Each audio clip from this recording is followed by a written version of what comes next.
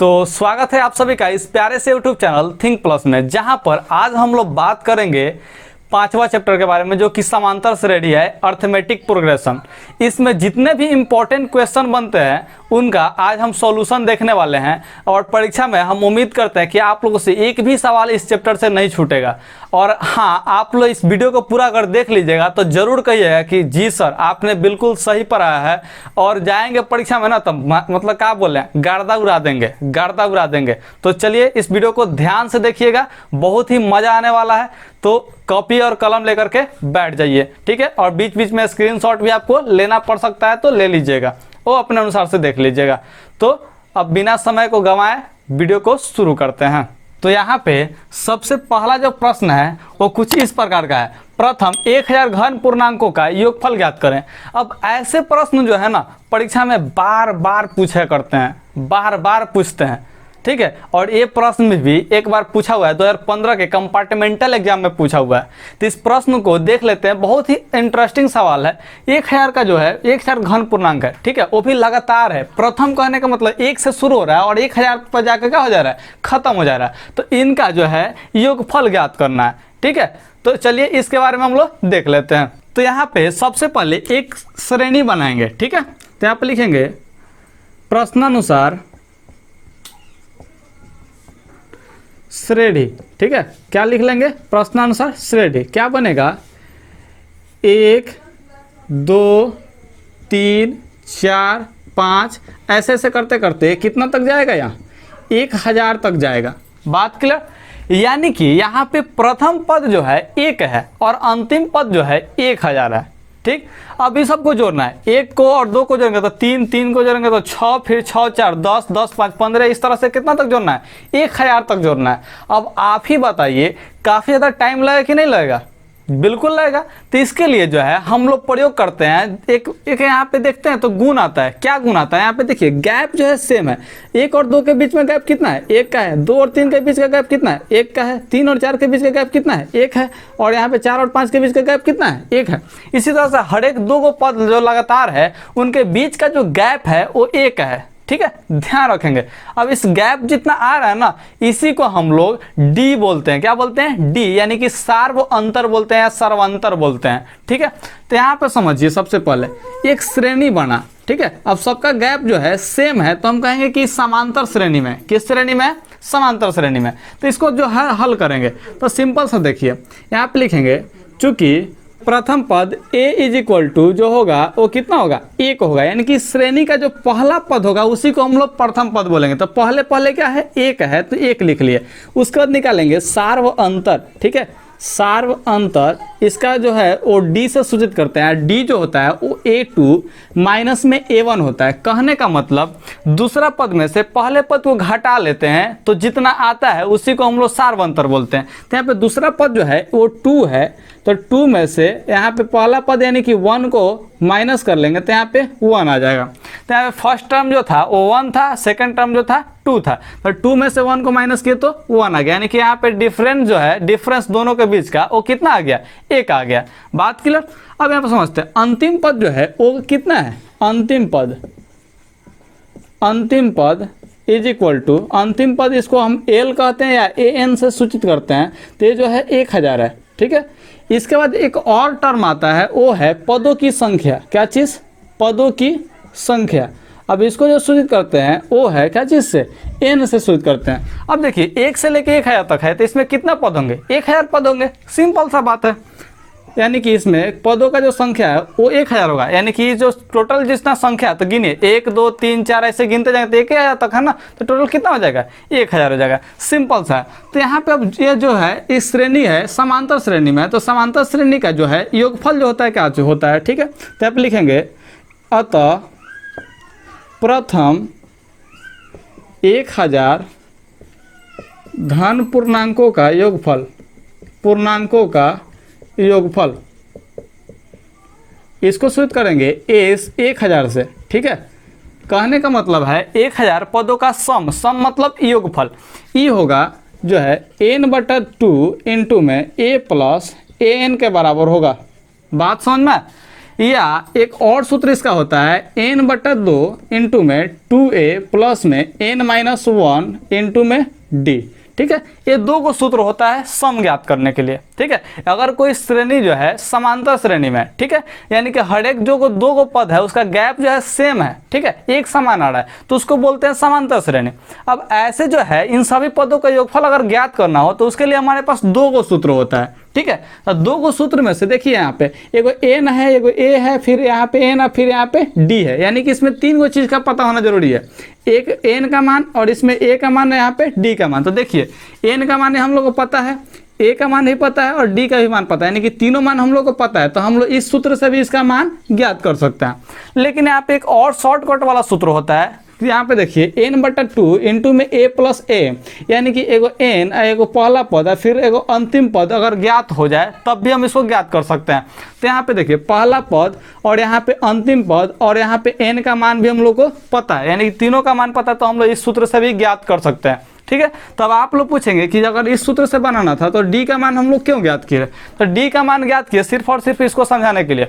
अगर आप लोग इस सूत्र से बनाएंगे तो आप लोग जो है इस d का मान जो है ज्ञात नहीं करेंगे। ठीक है, अगर इस सूत्र से बनाएंगे तो आप लोग अंतिम पद को नहीं लिखेंगे। ठीक है, तो अपना देख लीजिए कौन सूत्र से बनाने वाले हैं, उस सूत्र के अनुसार से लिख देंगे। हम दोनों सूत्र को बताने वाले थे इसलिए चारों को हम लोग निकाले हैं। ठीक है, तो यहाँ पे देखिए मान रखते हैं n का मान कितना है 1000 है, तो इस पे 1000 रख लेंगे। अब बटा में कितना रख लेंगे 2 इंटू में a का मान जो है 1 है। ठीक है, और an का मान जो है 1000 है, an का मान कितना है 1000, तो 1000 यहाँ पे रख लेंगे। इसका देखिए 2 से भाग देंगे 1000 में तो कितना हो जाएगा 500, और यहाँ पे 1000 में एक को जोड़ेंगे तो कितना हो जाएगा 1001। चूंकि ब्रैकेट हटता है तो हम लोग क्या चीज़ का चिन्ह जानते हैं, गुना का चिन्ह ऑटोमेटिक आ जाता है, तो इसको गुना करना है सिंपल सा। 2 को जीरो तो 2 को जीरो पहले उतार लेंगे। अब 1001 में 5 से गुना होगा तो 5005 आ जाएगा, तो इतना हम लोग का हो जाएगा आंसर हो जाएगा। तो हम उम्मीद करते हैं कि आप लोग को यह प्रश्न जो है बिल्कुल समझ में आया होगा। और ऐसा प्रश्न, ठीक है, जैसे कहेगा कि प्रथम 50 पदों का योगफल ज्ञात कीजिए, प्रथम 100 पदों का योगफल ज्ञात कीजिए, प्रथम 500 पदों का ज्ञात कीजिए, प्रथम 1,00,000 पदों का ज्ञात कीजिए। बहुत आसान है, एकदम आसान है, आप लोग बना देंगे। ठीक है, तो इसलिए डरिएगा मत, एकदम परीक्षा में पूछेगा ना तो बना के आइएगा। तो चलिए दूसरा टाइप को हम लोग देख लेते हैं, क्योंकि अगला टाइप जो है पूछते रहता है। अब जरूरी नहीं है कि यही सवाल पूछेगा, हाँ इंपॉर्टेंट है तो बता दिए। अगला प्रश्न को देखेंगे तो यहाँ पे जो अगला प्रश्न है वो बार ये भी परीक्षा में पूछा है। ठीक है, नहीं विश्वास है 2012 का पेपर उठा करके देख लीजिएगा, इस क्वेश्चन को डाल दिया था। ठीक है, तो ऐसा भी प्रश्न जो है परीक्षा में पूछता है, 2 नंबर के लिए पूछेगा, ज़्यादा नंबर के लिए नहीं पूछेगा, तो बेचैनी रहेगा ना, क्योंकि 2 नंबर ही मायने रखता है। 100 में 100 लाना है, बोले है ना 100 में 100 लाना है तो लाना है, इसलिए इस प्रश्न को भी ध्यान से देखिएगा। देखिए क्या है, समांतर श्रेणी जो है एक दे दिया है, 1 4 7 10 का जो है 18वां पद ज्ञात करना है। यानी कि देखिए ये पहला पद है, फिर दूसरा पद है, फिर तीसरा पद है, फिर चौथा पद है, ऐसे ऐसे करते करते एक और 18वां पद आएगा। वो कौन सा मान आएगा इसी को ज्ञात करना है। सवाल समझ गए? तो चलिए बनाते हैं। यहाँ पे सबसे पहले कह दिया है कि समांतर श्रेणी में, यानी कि सोचने विचारने की जरूरत नहीं है कि समांतर श्रेणी में है कि नहीं है, सिंपल से कह दिया है कि समांतर श्रेणी में है, मतलब आंख मूंद के आप मान लीजिए कि समांतर श्रेणी में है। तो यहाँ पे देखिए सबसे पहले लिखेंगे प्रथम पद a बराबर, ठीक है, प्रथम पद a बराबर क्या हो जाएगा 1 हो जाएगा। फिर यहाँ पे सार्व अंतर भी निकाल लीजिएगा। ठीक है, क्या निकाल लीजिएगा सार्व अंतर। सार्व अंतर जो है वो d होता है, और d का मान जो होता है सेकंड टर्म में से पहला टर्म जो है माइनस कर लेते हैं तो हम लोग का सार्व अंतर आता है। तो सेकंड टर्म हम लोग का 4 है और फर्स्ट टर्म क्या है 1 है, दूसरा पद 4, पहला पद 1, तो 4 में से 1 को माइनस कर लेंगे तो यहाँ पे हम लोग का कितना आ जाएगा 3 आ जाएगा। यानी कि हर एक 2 को लगातार पद के बीच का जो गैप है वो 3 का है। ठीक है, जैसे यहाँ पे देखिए 1 और 4 के बीच का गैप 3 है, 4 और 7 के बीच का गैप 3 है। ठीक है, 7 में से 4 घटा लीजिए 3 है ना, 4 में से 1 घटेगा तो 3 है, 10 में से 7 घटेगा तब भी क्या है 3 है, यानी गैप यहाँ पे सेम है। तो सेम है तो क्या कह देंगे समांतर श्रेणी है। तो यहाँ पे सार्व अंतर निकल गया। अब करना कुछ नहीं है, ठीक है, यहाँ पे n का मान कितना दे दिया 18वां। ठीक है, यानी कि यहाँ पे 18वां, n का मान कितना है 18 गो है। ठीक है, जो यहाँ पे 18वां पद है वहां तक जाएंगे तो n का मान कितना हो जाएगा 18 हो जाएगा, यानी कि 18 ही गो पद का जो है उसमें देखना है। तो यहाँ पे समझिए, अतः लिखेंगे a18 क्योंकि 18वां पद का बात कर रहा है। तो 18वां पद जो होगा A18, 17वां पद पूछेगा तो A17, अगर 16वां पद पूछा तो A16, अगर 1000वां पद पूछा तो A1000। बात कर जौन पद पूछेगा ना तो यहाँ पे A लिख दीजिएगा और वो अंकवा यहाँ पे लिख लीजिएगा। जैसे 100वां पद लिखा तो यहाँ पे A और यहाँ पे 100, 1000 पद 1000वां पद पूछा तो यहाँ पे A और यहाँ पे 1000 लिख देंगे। सिंपल सा है, इसमें कुछ ज़्यादा दिमाग लगाने वाला बातें नहीं है। तो यहाँ पे 18वां पद पूछा तो क्या लिखेंगे, A18 लिख देंगे। सिंपल सा कहेंगे यहाँ पे A, ठीक है, प्लस n-1 इंटू में D। सिंपल सा सूत्र है, A18 बराबर हो जाएगा A plus n-1 into D। या डायरेक्टली आप यहाँ पे लिखेंगे A प्लस 18 में से 1 घटा लीजिएगा, कितना हो जाएगा 17D। क्योंकि यहाँ पे n का मान हम कितना रखने वाले हैं, 18 ही रखने वाले हैं। तो डायरेक्ट 18 में से 1 घटेगा तो 17 ही ना आएगा, तो A प्लस 17D हो जाएगा। तो यहाँ पे 18वां पद पूछा है ना, तो डायरेक्ट लिख सकते हैं A प्लस 17D, और नहीं तो ये वाला पूरा का पूरा सूत्र रगड़ दीजिए, कोई दिक्कत नहीं है। आप परीक्षा में जानते हैं हाँ, 1 नंबर में भी पूछ देता है, तो इसको भी याद रखिएगा। इस सूत्र बहुत इंपॉर्टेंट है। कहता है एनवां पद ज्ञात कीजिए, तो एनवां पद के लिए यहाँ पे एन लगा देगा और पूछ देगा यहाँ पे। तो एनवां पद यहाँ पे एन है तो कौन सा पद हुआ, एनवां। 18 था तो 18वां, 17 था तो 17वां, तो यहाँ पे एन है तो एनवां। यानी कि जो सूत्र है वो एनवां पद का है। कौन सा पद का है, एनवां पद का। तो एन बराबर होगा A plus n-1 into D। इस सूत्रों को याद रखिएगा, 1 नंबर में पूछ देता है, तो याद रखेंगे ना। हाँ ठीक है, तो चलिए यहाँ पे A18 का मान ज्ञात कर लेते हैं। यहाँ पे A18 हो जाएगा प्लस में A का मान कितना हो जाएगा 1, क्योंकि हम लोग निकाले हैं A क्या होता है, प्रथम पद होता है, पहला पद। तो इस श्रेणी में जो है पहला पद A का है, तो यहाँ पे A का मान 1 रखेंगे। n का मान हम जानते हैं 18 है, n के जगह पे क्या रखें 18, क्योंकि 18वां पद ही पूछा था। तो यहाँ पे 18 हो जाएगा माइनस में 1, और यहाँ पे गुना में D का मान जो है कितना निकला हुआ है 3 है, तो यहाँ पे 3 रख लेंगे। तो यहाँ पे 1 प्लस 18 में से 1 घटेगा तो 17, और यहाँ पे 3 से गुना करना है, ठीक है। तो 1 प्लस 17 3 जा होता है 51, तो यहाँ पे ऐड कर देंगे 51 में 1, तो क्या हो जाएगा 52। हम लोग का यही आंसर हो जाएगा।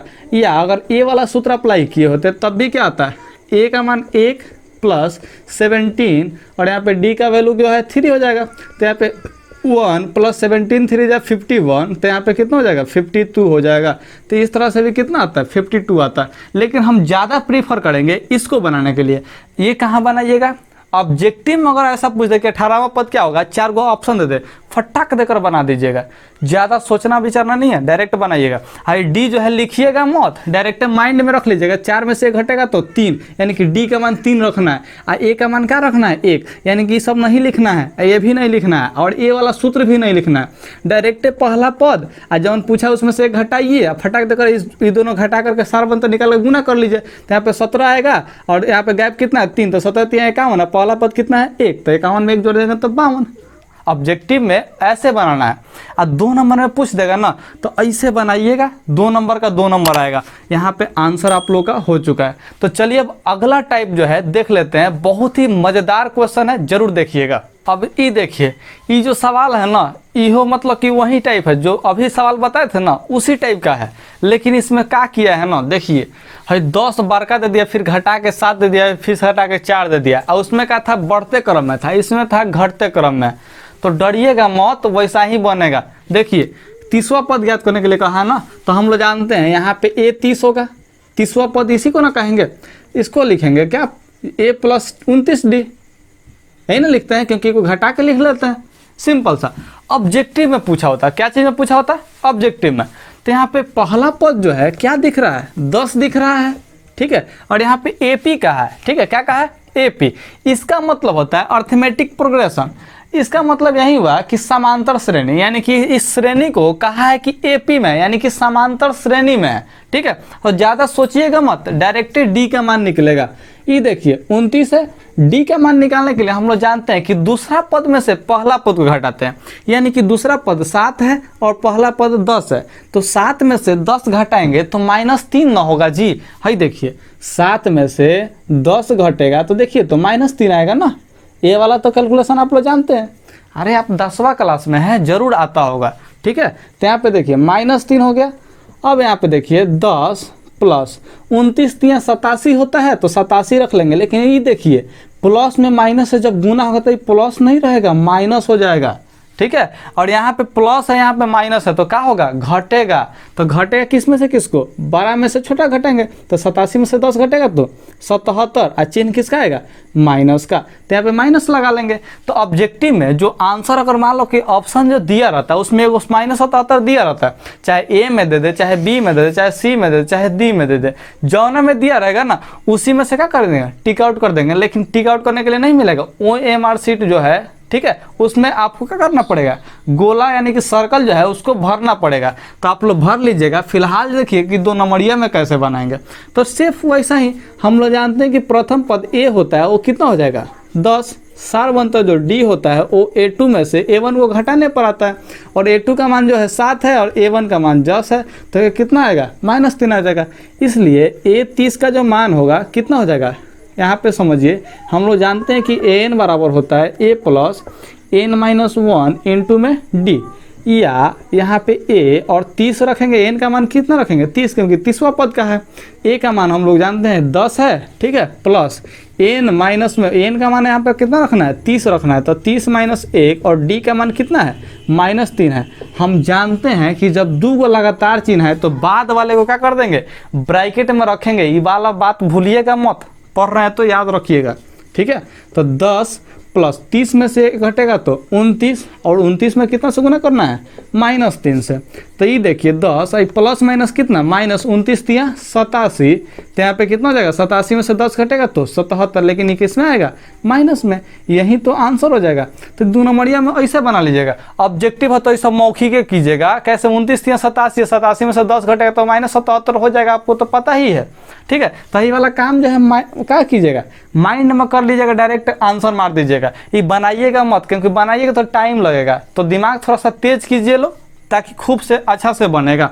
तो ये वाला बात जो है समझ में आया होगा, बात नहीं प्रश्न जो है समझ में आया होगा। तो चलिए अगला प्रश्न को देखते हैं जो कि मजेदार है। तो यहाँ पे जो अगला सवाल है ना, ये भी बहुत बार परीक्षा में पूछा हुआ है। नहीं विश्वास है ना तो देख लीजिएगा पीछे का जो प्रीवियस पेपर है, और इस टाइप का सवाल जो है परीक्षा में आता ही आता है, और ये बहुत इंपॉर्टेंट सवाल है जो कि बनाना चाहिए। और एक सवाल जो है कॉम्पिटिटिव एग्जाम में भी कभी कभी पूछ दिया करता है। तो देखिए यहाँ पे ध्यान से, समांतर श्रेणी ज्ञात करना है, ठीक है। इसमें समांतर श्रेणी दिया नहीं है, उसको ज्ञात करना है, लेकिन हिंट्स दिया हुआ है कि तीसरा पद 5 है और 7वां पद 9 है। तो नहीं बन जाएगा जी। देखिए कैसे बनेगा। यहाँ पे सबसे पहले लिख लेंगे क्या चीज़, प्रश्न से, ठीक है। तो प्रश्न से हम लोग जानते हैं तीसरा पद यानी कि A3 को कितना लिखते हैं, a + 2d लिखते हैं। 3 में से 1 घटा के 2 लिख देंगे, और ये कितना दिया हुआ है 5 के बराबर है, ठीक है। और यहाँ पे देखिए, या ऐसे लिखिएगा A3 बराबर कितना है 5 है, तो इसको लिख लीजिएगा, या a + 2d बराबर 5 लिख लीजिएगा। ऐसे एक पहला इक्वेशन बन जाएगा। अब फिर 7वां जो है यानी कि A7, ठीक है, तथा लिखेंगे A7 = कितना है 9 है, क्योंकि 7वां पद जो है 9 है, तो यहाँ पे A7 लिखेंगे, ठीक है। क्या लिखेंगे A7, ठीक है। तो यहाँ पे होगा क्या, a + 7 में से घटेगा तो कितना हो जाएगा 6d, यानी कि a + 6d = 9। ये हो जाएगा हम लोग का दूसरा इक्वेशन। अब आप ही लोग याद कीजिए, तीसरा चैप्टर में जब 2 गो चर दिया रहता था और 2 गो समीकरण भी दिया रहता था, तो उसको बनाते थे कि नहीं बनाते थे, बनाते थे ना। और उसके लिए कितना मेथड था, 7 गो मेथड था, जिसमें सबसे आसान वाला जो मेथड था वो था विलोपन विधि, ठीक है, जिसमें हम लोग एलिमिनेट कर देते थे किसी भी एक चर को गायबे कर देते थे, सीधे सीधे भगा देते थे। कैसे भगाते थे, तो यहाँ पे जो गुणांक था उसको बराबर करते थे। लेकिन यहाँ पे देख रहे हैं कि a का गुणांक जो है 1 है, यानी कि a के गुना में कुछ नहीं तो क्या है 1 है, यहाँ पे a के गुणांक में कुछ नहीं तो 1 है, यानी कि यहाँ पे जो गुणांक है वो बराबर है। तो जब बराबर है तो क्या करेंगे, हम घटा लेंगे, क्योंकि यहाँ पे चिन्ह भी दोनों का प्लस है। तो किस में से किसको घटाएं, बड़ा वाला में से छोटा वाला घटाएंगे। तो 6 गो डी में से 2 गो डी घट जाएगा तो कितना 4 गो डी बचेगा, यानी कि यहाँ पे हम लोग बना सकते हैं घटा करके। तो लिखेंगे यहाँ पे समीकरण 2 में से समीकरण 1 को घटाने पर, सिंपल सा बात यही ना लिखेंगे जी, ठीक है। तो समीकरण दूसरा क्या है, a + 6d = 9 है, और पहला इक्वेशन क्या है, a + 2d = 5 है। घटाना है ना तो चिन्ह को बदलिएगा, प्लस है तो माइनस रहेगा, प्लस है तो माइनस हो जाएगा, फिर प्लस है तो क्या हो जाएगा, माइनस हो जाएगा। ए में से ए गायब होगा तो 0 हो जाएगा, ये खत्म हो जाएगा। तो 6 को डी में से 2 को डी घटेगा तो आप लोग जानते हैं 4 को डी आएगा, और 9 में से 5 घटेगा तो 4 ही आएगा। यानी कि यहाँ पे अगर डी का मान हम लोग ज्ञात करें तो 4/4 होगा। इसलिए आप लोग नहीं कह सकते हैं डी बराबर 1, कैसे 4 से 4 एक के बार में ना कटेगा। अब यहाँ से जब d का मान निकल गया तो a का मान निकालना कोनो भारी है। हम लोग क्या करते थे, याद कीजिए कि पहला समीकरण में रख देते थे, नहीं तो दूसरा समीकरण में रख करके a का मान निकाल कर लेते थे। किसका मान रखते थे, तो जो मान निकला हुआ है उसी का, ठीक है। तब यहाँ पर देखिए समीकरण 1 से चलेंगे। अब क्या चीज़ से चलेंगे, समीकरण 1 से। आप लोग का मन है तो दूसरा समीकरण से भी चल लीजिएगा, कोनो फर्क नहीं पड़ता, आंसर सेम ही आएगा।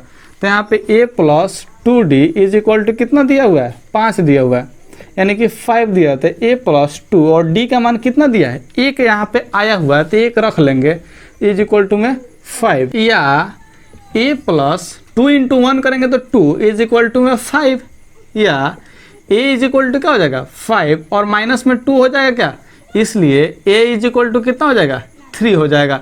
यानी कि a का मान आ गया, d का मान आ गया। तो यार क्या कर रहे हो, अब समीकरण अब आराम से जो है AP नहीं लिख सकते हैं, लिख लीजिए। कैसे लिखेंगे, अतः प्राप्त AP क्या हो जाएगा, यहाँ पे पहला पद a है, ठीक है। अब फिर दूसरा पद क्या होता है, a + d होता है। दूसरा पद क्या होता है, a + d। फिर तीसरा पद क्या होता है, a + 2d। फिर चौथा पद a + 3d। ऐसे ही क्या होता है, बंद हो जाता है ना। तो यहाँ पे हम लोग क्या करेंगे, a का मान रख लेंगे 3, फिर यहाँ पे 3 क्या होगा, 3 + d का मान 1 रख लेंगे, फिर यहाँ पे 3 + 2 × 1 हो जाएगा, और फिर यहाँ पे 3 प्लस में 3 × 1 हो जाएगा। a और d का मान रखते जाएंगे, दूसरा कुछ नहीं करना है। तो यहाँ पे एक जगह पे 3 प्लस फिर 3 है तो 3, और d का मान कितना रख लेंगे 1, बस इसी को तो कैलकुलेशन कर देना है। तो यहाँ पे 3 हो जाएगा, ये डॉट जरूर देंगे, और 3 1 कितना हो जाएगा 4 हो जाएगा। देखिए 2 एकम 2 और 3 5 हो जाएगा। देखिए 3 एकम 3 आएगा 3 कितना हो जाएगा 6 हो जाएगा। इस तरह से जो है AP हम लोग का प्राप्त हो जाएगा, और यही हम लोग क्या हो जाएगा, आंसर हो जाएगा। अब इतना बनाइएगा ना तभी 2 नंबर देता है बिहार बोर्ड, ठीक है। तो बना लीजिएगा, कोनो ज़्यादा मुश्किल नहीं है, थोड़ा समय बर्बाद होगा लेकिन बन जाएगा, बहुत ही आसान सवाल है। तो आज के इस वीडियो में हम लोग इतना ही टाइप को रखने देते हैं। फिर अगला जो वीडियो जो कि कल ही अपलोड होगा, इसमें हम लोग देखेंगे इसके आगे वाला जितना भी टाइप है ना उसको देखने वाले हैं। तो वीडियो का इंतजार कीजिए, कल जरूर देखेगा। तो इसके लिए जो है चैनल को सब्सक्राइब कर लीजिए, नीचे वो लाल वाला जो बटन है ना उसको दबा दीजिएगा, ठीक है। और बगल में एगो बेल आइकन आता है उसको भी बजा दीजिएगा।